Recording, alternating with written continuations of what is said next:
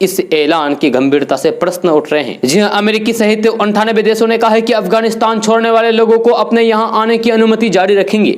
इन देशों ने तालिबान के साथ लोगों की सुरक्षित निकासी के लिए समझौता किया है। तालिबान के मुख्य वार्ताकार मोहम्मद अब्बास स्टेनेजकई ने कहा है कि जो अफगानिस्तान छोड़कर जाना चाहता है उसे रोका नहीं जाएगा, चाहे उसकी नागरिकता कुछ भी हो। यहां तक कि तालिबान के साथ लड़ाई में अमेरिका का साथ देने वाले लोगों को भी सुरक्षित जाने दिया जाएगा। दोस्तों, भारत के ग्रामीण इलाकों में गांव के नाम रखने में सबसे ज्यादा वरीयता देवी देवताओं के नामों को दी जाती थी। भगवान के नाम के बाद गांव के नाम रखने में पौराणिक कथाओं से लेकर महान विभूतियों तक के नामों का इस्तेमाल किया जाता रहा है। इतना ही नहीं, कई गांव के नाम तो फिल्मों से भी प्रभावित मिलते हैं। ये जानकारी साल 2011 में हुई जनगणना में सामने आई थी। जहां एक न्यूज चैनल ने 2011 की जनगणना में 6,77,000 से भी ज्यादा गाँव की लिस्ट का अध्ययन करके ये पाया था कि केरल छोड़कर देश के लगभग सभी राज्यों में भगवान राम और कृष्ण के नाम पर एक गांव जरूर है। लिस्ट के अनुसार देश में साल 2011 तक राम के नाम पर 3626 गांव थे, तो कृष्ण के नाम पर 3309 गांव थे।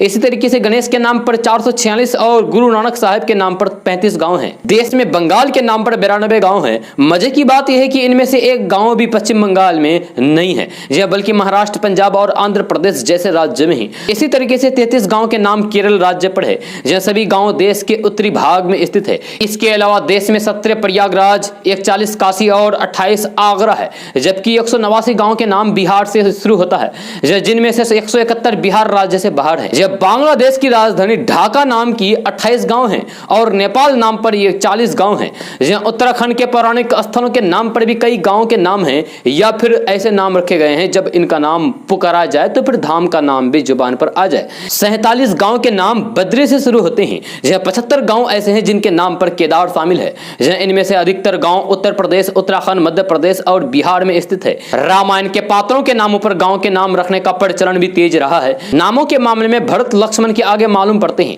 साल 2011 की जनगणना के अनुसार देश में 187 गांव ऐसे हैं जो भारत के नाम पर हैं। इसके बाद लक्ष्मण के नाम पर 160 गांव हैं, 75 गांव सीता के नाम पर है, तो फिर हनुमान के नाम पर 367 गांव हैं। वहीं देश में 6 गांव ऐसे भी हैं जिनका नाम रावण पर है।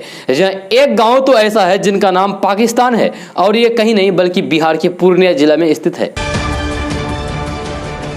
दोस्तों, जदयू की राष्ट्रीय परिषद की बैठक में मुख्यमंत्री नीतीश कुमार को पीएम मटेरियल होने का प्रस्ताव पास होने के बाद बिहार में सियासत गर्म हो गई है। यह बीजेपी और जेडीयू के नेताओं के बीच बयानबाजी तेज हो गई है। यह जेडीयू के बड़े नेता फ्रंट फुट पर आकर भारतीय जनता पार्टी को जवाब दे रहे हैं।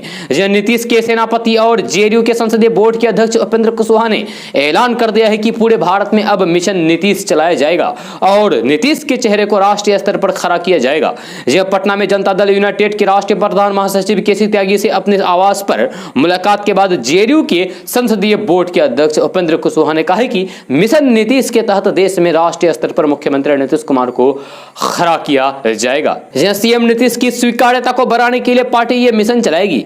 उधर जेडीयू के राष्ट्रीय प्रधान महासचिव केसी त्यागी ने कहा कि नीतीश कुमार के मिशन को देश में और भी तेजी से बढ़ाया जाएगा। जब पूरी शक्ति के साथ इसका प्रचार प्रसार किया जाएगा। मिशन यह है कि जेडीयू को अब राष्ट्रीय पार्टी बनाना है, जब पार्टी का विस्तार कराना है।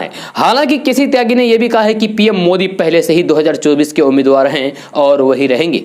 अब ऐसे में सवाल खड़ा होता है कि क्या नीतीश कुमार सिर्फ पीएम मटेरियल बनकर ही रह जाएंगे। दोस्तों, प्रधानमंत्री नरेंद्र मोदी के जन्मदिन के मौके पर प्रधानमंत्री को यूं तो शुभकामनाओं के लाखों संदेश मिलते होंगे, लेकिन बिहार के कटिहार गांव में उस दिन उत्साह जैसे माहौल होता है। जहां इस गांव के लोग उस दिन उनकी विशेष पूजा करते हैं। इस गांव में करीब सभी घरों में प्रधानमंत्री के चाहने वाले हैं। पिछले 4-5 सालों से ये लोग प्रधानमंत्री की एक प्रतिमा बनाकर उनकी पूजा कर रहे हैं, यानी कि प्रधानमंत्री नरेंद्र मोदी की मूर्ति बनाकर उसकी पूजा की जा रही है। ये कहीं और नहीं बल्कि बिहार के कटिहार जिला में ही है। यह मोदी मंदिर में प्रधानमंत्री और हनुमान जी की प्रतिमा है, जहां लोग उनकी पूजा करते हैं। कटिहार के आजमनगर प्रखंड के आनंदपुर गांव के लोगों ने मंदिर में प्रधानमंत्री की प्रतिमा भी स्थापित की है। यह लोगों का दावा है कि नरेंद्र मोदी के प्रधानमंत्री बनने के बाद ही गांव का विकास हुआ है। इस कारण उन्हें विकास पुरुष यानी कि विकास का देवता मानकर पूजा की जाती है। जब बघौर पंचायत के मुखिया ललन विश्वास ने बताया है कि गांव के लोग चंदा इकट्ठा करके मंदिर का निर्माण करवाए हैं, जिसमें प्रधानमंत्री की प्रतिमा स्थापित की गई है। उन्होंने बताया है कि 4-5 साल पहले गांव में एक यज्ञ का आयोजन किया गया था। तभी यहाँ के लोगों को प्रधानमंत्री की प्रतिमा स्थापित करने का विचार मन में आया। इसके बाद गांव के लोगों ने आपस में चंदा इकट्ठा किया और प्रतिमा स्थापित की गई। जी उन्होंने बताया कि जहां मंदिर स्थापित है उस जगह का नाम भी प्रधानमंत्री के नाम पर मोदी चौक रख दिया गया है। यह ग्रामीण इसे पूरी तरीके से राजनीति से अलग बताते हुए कहते हैं कि इसे राजनीति से जोड़कर नहीं देखा जाना चाहिए, यह अंतरात्मा की बात है। यहाँ के लोग खुद को मोदी भक्त बताते हैं। यह मुखिया ललन विश्वास भी कहते हैं कि गांव में भले ही लोग अन्य दलों के मतदाता हो, लेकिन उनकी आस्था प्रधानमंत्री नरेंद्र मोदी को लेकर है। दोस्तों, देश के कई हिस्सों में पिछले कुछ दिनों से इंसानी क्रूरता के मामले सामने आ रहे हैं। जब मध्य प्रदेश, राजस्थान, उत्तर प्रदेश, बिहार, कर्नाटक समेत कई राज्यों में धर्म के नाम पर अधर्म वाला काम किया जा रहा है। सामाजिक ताना बाना और सामाजिक सौहार्द बिगाड़ने के लिए मुट्ठी भर लोग मानवता को शर्मसार कर देने पर आतुर हैं। जब मध्य प्रदेश में बीते कुछ दिनों से ऐसी कई घटनाएं सामने आई है। इंदौर, देवास, नीमच, रीवा समेत कई अन्य जगहों पर अल्पसंख्यकों को कुछ लोगों ने निशाना बनाया है, यानी कि मुस्लिमों को निशाना बनाया है। जहां इंसानियत को शर्मसार कर देने वाली घटनाओं पर कांग्रेस ने तीखा हमला बोला है। जहां कांग्रेस के पूर्व अध्यक्ष राहुल गांधी ने मौलिक अधिकारों का जिक्र करते हुए केंद्र सरकार पर निशाना साधा है। जहां राहुल गांधी ने कहा है कि संविधान की धारा 15 और 25 बेच दिए हैं। दोस्तों, AIMIM के प्रमुख असदुद्दीन ओवैसी ने चीन और अफगानिस्तान के मुद्दे पर प्रधानमंत्री नरेंद्र मोदी पर निशाना साधा है। जहां उन्होंने कहा है कि एक तरफ जहां PM मोदी बायकॉट चीन की बात करते हैं, तो वहीं दूसरी खुद चीनी व्यापार को बढ़ावा देते हैं। जहां उन्होंने एक के बाद एक दो ट्वीट करके प्रधानमंत्री नरेंद्र मोदी पर गंभीर आरोप लगाए हैं। जहां चीन के मुद्दे पर बात करते हुए उन्होंने ट्वीट करते हुए कहा है कि चीन पर मोदी के प्रवक्ता ने चीन के आर्थिक बहिष्कार की मांग की और भारत को चीनी एजेंट कहा। लेकिन हकीकत यह है कि चीन के साथ मोदी का व्यापार बढ़ा है, जबकि अन्य देशों के साथ यह कम हुआ है। जहां चीन के नाम लेने से भी डरते हैं मोदी, जबकि चीन ने भारतीय क्षेत्र पर कब्जा कर लिया। अफगानिस्तान को लेकर असदुद्दीन ओवैसी ने कहा है कि मोदी प्रवक्ता अपने विरोधियों को अफगानिस्तान जाओ और सभी को तालिबानी कहते हैं, लेकिन मोदी अकेले हैं जो अफगानिस्तान गए हैं और $3 अरब खर्च किए हैं। साथ ही असदुद्दीन ओवैसी ने कहा है कि मोदी ने अभी तक तालिबान शब्द भी इस्तेमाल नहीं किया है। दोस्तों, किसानों की आय दोगुनी करने के मुद्दे पर घेरी केंद्र सरकार अब तक ये नहीं बता पाई है कि अन्नदाताओं की आय में कितनी वृद्धि हुई है, लेकिन आंकड़े बता रहे हैं कि MSP पर गेहूं की खरीद से मिलने वाली रकम दोगुनी से अधिक हो चुकी है। जहां करीब 49 लाख किसानों को इसका फायदा मिला है। जहां केंद्रीय कृषि मंत्रालय की एक रिपोर्ट के मुताबिक रबी मार्केटिंग सीजन 2016-17 के दौरान गेहूं की सरकारी बिक्री से किसानों को 35,015 करोड़ रुपए मिले थे, जो 2021-22 में बढ़कर 85,600 करोड़ रुपए हो गए हैं। इस तरीके से 5 साल में गेहूं की MSP से मिलने वाला कुल रकम में 144% से भी अधिक वृद्धि हो चुकी है। साल 2016-17 के बाद MSP में कभी भी कमी नहीं आई है। पिछले साल के मुकाबले मौजूदा रबी मार्केटिंग सीजन 2021-22 में किसानों को करीब 10,000 करोड़ रुपए की अधिक आय हुई है। दोस्तों, देश का शायद ही कोई ऐसा जिला हो जिसके लोग कामकाज के लिए, यानी कि कामकाज के लिए सपनों को लेकर राष्ट्रीय राजधानी दिल्ली न पहुंचते हो। यह राष्ट्रीय राजधानी दिल्ली में अपने सपने पूरा करने पहुंचने वाले 25% लोग केवल 14 जिलों के हैं। इनमें 4 जिले बिहार के हैं। इन 4 जिलों मसलन पटना, मधुबनी, दरभंगा और समस्तीपुर से दिल्ली पहुंचे विस्थापितों की हिस्सेदारी 6.62% से भी अधिक है। National capital region planning board की हालिया रिपोर्ट के मुताबिक साल 2019-20 के राष्ट्रीय राजधानी क्षेत्र में, यानी कि दिल्ली में पहुंचने वाले शीर्ष 14 जिलों में बिहार के 4 जिलों के अलावा उत्तराखंड और झारखंड का एक और बचे हुए 8 जिले उत्तर प्रदेश के हैं। यह दिल्ली पहुंचे कुल अप्रवासी या फिर विस्थापितों में पटना जिले की हिस्सेदारी केवल 1.47% है। मधुबनी और दरभंगा की हिस्सेदारी क्रमश 1.95 और 1.89% है। यह समस्तीपुर की भागीदारी 1.31% है। इस तरह कुल 6.52% की हिस्सेदारी इन 4 जिलों की है। जानकारी के मुताबिक पटना का उच्च शिक्षित वर्ग दिल्ली में अपने कामकाजी सपनों को पूरा करने के लिए ज्यादा पहुंच रहे हैं। यह दरअसल प्रदेश की राजधानी पर आबादी का दबाव लगातार बढ़ता जा रहा है, इसीलिए इनका आकर्षण दिल्ली की तरफ काफी बढ़ गया है। दोस्तों, बिहार सरकार ने जमीन विवाद से जुड़े मामलों की पहचान के लिए यूनिक कोड बनाने का फैसला किया है। इसके लिए सॉफ्टवेयर बनाने की जिम्मेदारी गृह विभाग को दी गई है। राजस्व एवं भूमि सुधार विभाग के अपर मुख्य सचिव विवेक कुमार ने बताया है कि यूनिक कोड बनने के बाद भूमि विवाद से जुड़े मामलों की पहचान करने में आसानी होगी। मामलों की प्रकृति के अनुसार यूनिक कोड दर्ज किए जाएंगे। इस संबंध में गृह विभाग के अपर मुख्य सचिव चैतन्य प्रसाद के साथ बैठक हो चुकी है। दरअसल बिहार में जमीन से जुड़े विवाद के मसले खूब हैं। ऐसे में जमीन से जुड़े विवादों की वजह से गांव में अधिकतर आपराधिक घटनाएं भी दर्ज होती है। हाल के दिनों में सामूहिक हत्याकांड के कई मामले होने के बाद सरकार और गंभीर से इसे रोकने के लिए उपाय खोज रही है। यूनिक कोड के जरिए यह पता चलेगा कि जमीन विवाद किस स्तर का है। उसमें विवाद के इतिहास के अलावा यह भी चर्चा होगी कि मामला कितना संवेदनशील है। सभी मामलों की नियमित समीक्षा होगी। जब विवाद से जुड़े विशेष सॉफ्टवेयर में यह ब्यौरा भी दर्ज होगा कि समय समय पर क्या प्रगति हुई है। दोस्तों, बिहार में पूर्ण शराबबंदी कानून लागू हुए 5 साल से ऊपर हो गए हैं। 5 अप्रैल 2016 को बिहार में पूर्ण शराबबंदी कानून लागू किया गया था। टैक्स में भारी नुकसान के बावजूद भी मुख्यमंत्री नीतीश कुमार ने इस कानून को बिहार में लागू करने का फैसला किया। इस कानून को लागू करने का मुख्य मकसद बिहार में अपराध और घरेलू हिंसा के मामले को कम करना था। लेकिन जिस तरीके से आज शराब का कारोबार फल फूल रहा है, उसे देखकर यह कहना उचित होगा कि बिहार में पूर्ण शराबबंदी है। इसकी बिक्री धड़ल्ले से हो रही है, जिसे लेकर विपक्षी पार्टियां भी लगातार सरकार को घेरने का काम कर रही है। वहीं मामले के जानकार का भी मानना है कि बिहार में अवैध शराब की बिक्री धड़ल्ले से जारी है, जिसे पूरी तरीके से रोक पाने में सरकार असफल साबित हो रही है।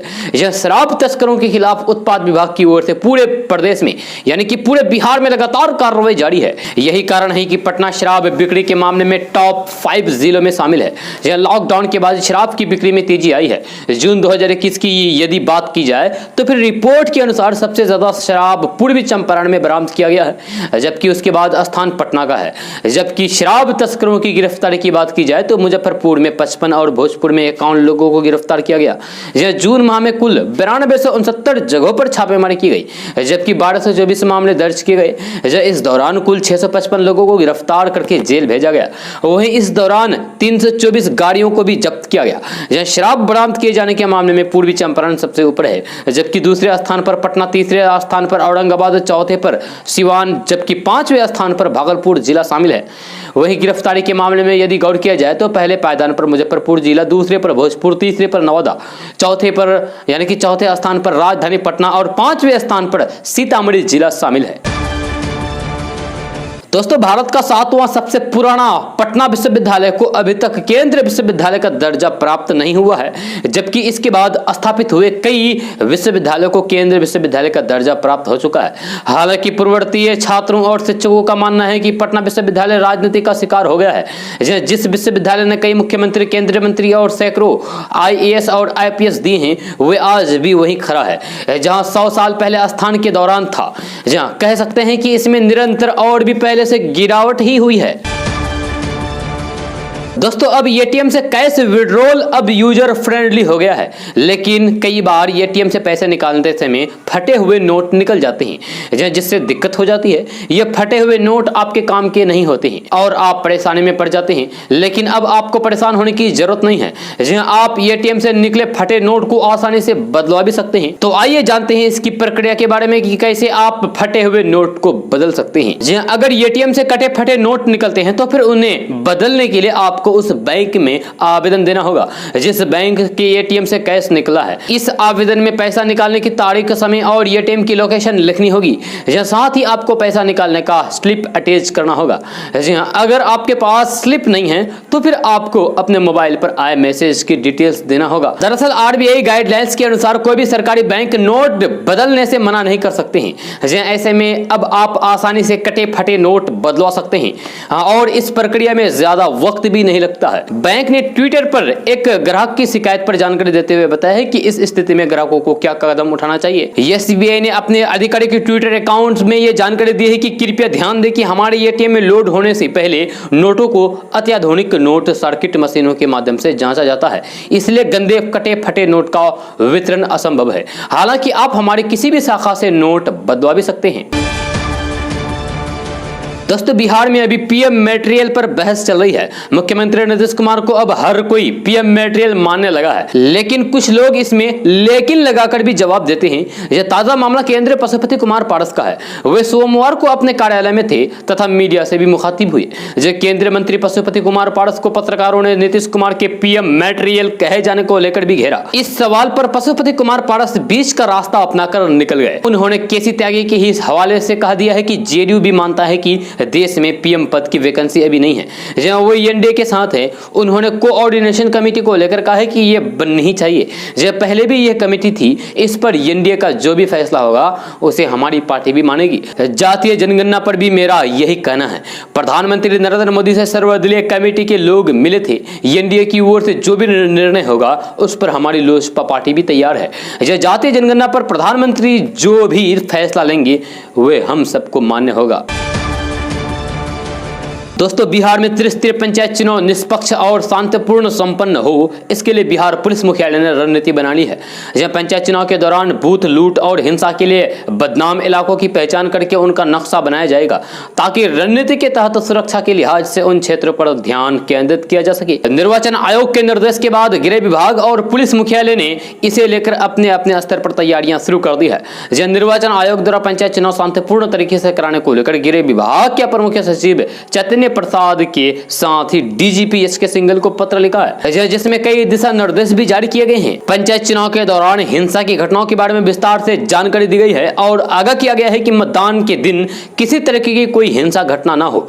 निर्वाचन आयोग ने इसके लिए अभी से ही असामाजिक और अवांछित तत्वों के खिलाफ कार्रवाई करने का सुझाव दिया है। पिछले पंचायत चुनाव के दौरान जिन जिन इलाकों में बूथ लूट और चुनाव से संबंधित दूसरी आपराधिक घटनाएं हुई है, वैसे स्थानों पर विशेष तौर पर फोकस करने को कहा गया है। दोस्तों बिहार में आरजेडी में एक बार फिर से जंग छिड़ गई है। इस दौरान पार्टी अध्यक्ष लालू प्रसाद यादव के बड़े बेटे हसनपुर से विधायक तेज प्रताप यादव ने एक बार फिर से बिहार की जनता का ध्यान पार्टी की ओर खींचा है। जी हां, आपको बता दूं कि आरजेडी पार्टी के अंदर एक बार फिर से पोस्टर वार पॉलिटिक्स की शुरुआत हो गई है। जी हां, साथ ही एक बार फिर से राजधानी पटना में जन्माष्टमी पर जगह जगह पोस्टर लगाए जा रहे हैं, जिसमें बैनर पोस्टर होर्डिंग में आरजेडी अध्यक्ष लालू प्रसाद यादव और पूर्व मुख्यमंत्री राबड़ी देवी के अलावा तेज प्रताप यादव की तस्वीर तो दिख रही है, लेकिन पोस्टर में एक बार फिर से नेता प्रतिपक्ष तेजस्वी यादव गायब है।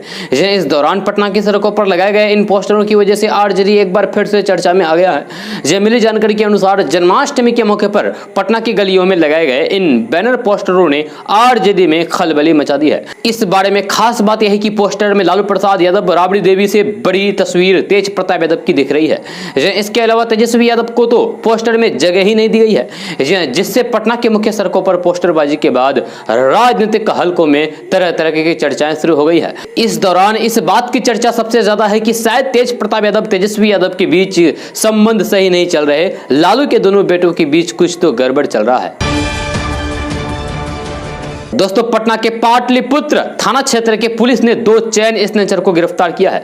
यह दोनों को शुक्रवार के दिन मोबाइल झपट्टा मारने के दौरान लोगों ने दबोच लिया है। जब दोनों की पहचान की गई तो फिर चौंकाने वाला खुलासा हुआ है। इनमें से एक लड़का इंजीनियरिंग का छात्र है तो दूसरा पूर्व विधायक का बेटा निकला। गिरफ्तार दोनों मोबाइल स्नेचर मौज मस्ती के लिए झपट्टा मार करते थे। मौज मस्ती की उन्हें ऐसी आदत लगी कि दोनों को हर दिन 10,000 रुपए उड़ाने की लत लग गई। सूत्रों से मिली जानकारी के अनुसार दोनों इंजीनियरिंग के छात्र हैं। गिरफ्तार आरोपी निखिल बेंगलुरु में इंजीनियरिंग की पढ़ाई कर रहा था, लेकिन जब लॉकडाउन लगा तो वह पटना आकर रहने लगा। इसी दौरान बखरी के पूर्व विधायक रामानंद राम के बेटे राकेश राज और निखिल संपर्क में आए। दोनों धीरे धीरे पक्के दोस्त बन गए। जिन्हें हर दिन मौज मस्ती के लिए जब पैसा कम पड़ने लगा तो दोनों ने मोबाइल स्नैचिंग शुरू कर दी। दोस्तों नेपाल के तराई क्षेत्र में बारिश से गंडक नदी का जलस्तर बढ़ गया है। जहां रविवार को देर रात अचानक गंडक बराज से 5 लाख से भी अधिक क्यूसेक पानी छोड़े जाने की सूचना है। इसकी सूचना विभागीय स्तर पर अनुमंडल प्रशासन को दी गई है। रविवार को शाम 8 बजे तक 3,35,600 क्यूसेक पानी छोड़ा गया। इसके बाद देर रात और पानी छोड़ा गया। इसके बाद अलर्ट जारी किया गया है। लोगों को ऊंचे स्थान पर जाने को कहा गया है, साथ ही नदी में जाने से मना भी किया गया है। जहां पटना जिले में गंगा सहित बिहार के अन्य स्थानों पर गंगा, कोसी, गंडक, बूढ़ी गंडक, सोन, घाघरा, महानंदा, बागमती, अधवारा नदियों के जलस्तर में मंगलवार को बढ़ोतरी की संभावना है। वहीं पुनपुन और कमला बलान नदी के जलस्तर में कमी होने की संभावना है। हालांकि जल संसाधन विभाग ने अपने सभी बांधों को सुरक्षित होने का दावा किया है। आपदा प्रबंधन विभाग के अनुसार बिहार के 14 जिले बाढ़ से प्रभावित हैं। इनमें मुजफ्फरपुर, दरभंगा, खगड़िया, सहरसा, पटना, वैशाली, भागलपुर, सारण, कटिहार, मुंगेर, समस्तीपुर, पूर्णिया, सीतामढ़ी और पश्चिमी चंपारण के 73 प्रखंडों के अंतर्गत 486 पंचायत आंशिक या फिर पूर्ण रूप से प्रभावित हैं। बाढ़ से 43 लोगों की जान भी चली गई है। दोस्तों, बिहार में बिजली कंपनी के सर्वर में आई तकनीकी खराबी 1 माह बाद भी दूरी नहीं हो सकी है। 29 जुलाई की शाम में तकनीकी खराबी आने के बाद से सर्वर ठप है। 21 अगस्त से कंपनी की वेबसाइट पर ऑनलाइन बिजली बिल जमा करने की प्रक्रिया शुरू हो पाई है। सुविधा ऐप से अब तक बिजली बिल जमा नहीं हो पा रहा है। सर्वर में खराबी आने के कारण बिहार के शहरी क्षेत्र में बिजली कनेक्शन मिलना बंद हो गया है। मीटर रीडिंग का कार्य ठप है। उपभोक्ताओं को बिजली बिल नहीं मिल पा रहा है। बिजली बिल जमा काउंटर खुला है, लेकिन बिल नहीं मिलने के कारण यहां सन्नाटा छाया हुआ है। जब बिहार के शहरी क्षेत्र के सभी उपभोक्ता सर्वर ठीक होने के बाद बिजली बिल का इंतजार कर रहे हैं। जब बिजली कंपनी औद्योगिक उपभोक्ताओं का मैनुअल मीटर रीडिंग लेकर बैंक खाते से सीधे पैसा जमा करवा रही है, जबकि घरेलू और व्यावसायिक उपभोक्ता मीटर रीडिंग नहीं होने और फिर बिजली बिल नहीं मिलने से परेशान है। जब बिजली कंपनी IT सेल के आश्वासन के बाद 1 सितंबर से मीटर रीडिंग कराने की तैयारी में है, लेकिन सर्वर पूर्ण रूप से दुरुस्त नहीं हो सका है। दोस्तों, मुख्यमंत्री नीतीश कुमार ने श्री कृष्ण जन्माष्टमी के मौके पर प्रदेश यानी कि बिहार एवं देशवासियों को बधाई एवं शुभकामनाएं दी है। जो उन्होंने कहा है कि भारतीय संस्कृति एवं परंपरा में पर्व त्योहारों को एक लंबी श्रृंखला है, जो हमारी संस्कृति, विरासत एवं विविधता में एकता का प्रतीक है। दोस्तों, उत्तर बिहार के कई जिलों में 1 सितंबर तक बारिश की सक्रियता कम होगी। हवा की रफ्तार तेज रहेगी, यह कहना है मौसम विभाग का। मौसम पूर्वानुमान में यह जानकारी दी गई है। डॉक्टर राजेंद्र प्रसाद केंद्रीय कृषि विश्वविद्यालय पूसा के मौसम विभाग के अनुसार उत्तर बिहार के जिलों में बारिश की सक्रियता कम दिखेगी। उत्तर बिहार में कहीं कहीं हल्की बारिश हो सकती है। मौसम वैज्ञानिक 1 सितंबर तक बारिश की सक्रियता में कमी आने की संभावना है। दोस्तों, प्रधानमंत्री शहरी आवास योजना के तहत बिहार के 16 शहरी नगर निकायों में 7589 आवास का निर्माण पूरा किया जाएगा। इसके लिए नगर विकास एवं आवास विभाग के माध्यम से शहरी नगर निकायों की ओर से चयनित लाभार्थियों को इसका लाभ दिया जाएगा। फिलहाल निकायों की ओर से भेजी गई विभागीय सूची के आधार पर विभाग की ओर से आवास लाभुकों के नाम की स्वीकृति दी गई है। इस योजना पर लगभग 26 करोड़ 4 लाख से अधिक राशि खर्च होगी। इसमें लाभुकों को SC, ST और SC/ST से अलग लाभुकों को लेकर योजना राशि स्वीकृति दी गई है। दोस्तों, बिहार में बिजनेस करने की चाहत रखने वाले लोगों के लिए राजधानी पटना से एक अच्छी खबर सामने आ रही है। ताजा रिपोर्ट के मुताबिक बिहार के लोग अपने गांव में दूध का बिजनेस कर सकते हैं। इसके लिए सरकार की ओर से 2 लाख रुपए तक का अनुदान मिलेगा। खबर के अनुसार बिहार के ग्रामीण क्षेत्र में रोजगार के लिए बिहार समग्र गौवीय विकास योजना शुरू की गई है। इस योजना का लाभ उठाकर 2 एवं 4 दुधारू मवेशियों का डेयरी इकाई स्थापित कर सकते हैं और खुद के साथ साथ लोगों को भी रोजगार दे सकते हैं।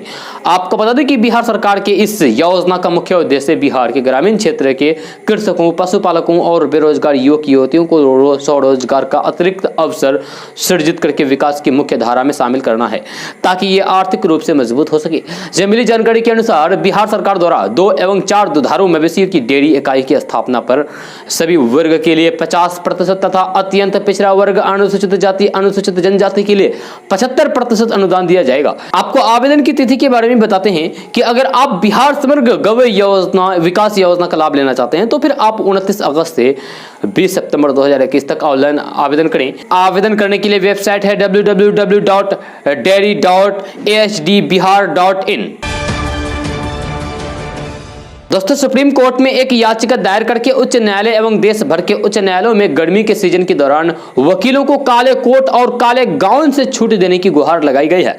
याचिका में आग्रह किया गया है कि स्टेट बार काउंसिल को निर्देश दिया जाए कि वे अपने नियमों में संशोधन करके संबंधित राज्य में गर्मी के दिनों में वकीलों को काले कोट और गाउन पहनने से छूट प्रदान करें। जहां सुप्रीम कोर्ट में यह याचिका वकील शैलेंद्र मणि त्रिपाठी ने दायर की है।